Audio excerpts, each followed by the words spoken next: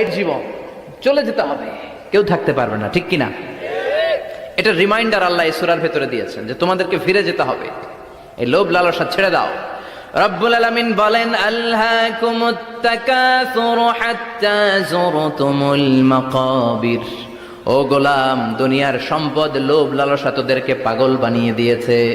এই লোভ পাগলামি কোনোদিন তোদের থামবে না যতদিন না তোরা কবরে ঢুকবি, ঠিক কিনা?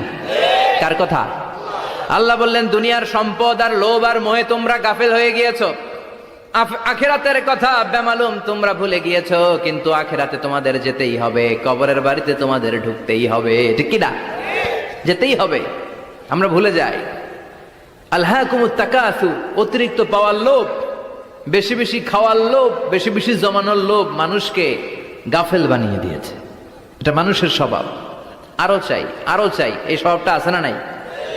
দেখবেন ছোট বাচ্চারা মসজিদের দোয়া অনুষ্ঠান শেষে জিলাপি দেয় না?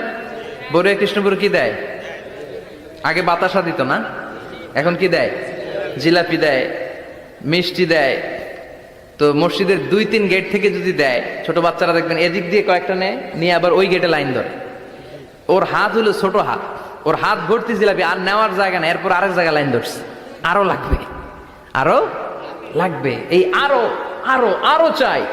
এই স্বভাবটাই মানুষকে কুড়ে কুড়ে শেষ করে দিয়েছে। এত লাগবে কেন তোমার? চাহিদার কোনো শেষ নাই। আন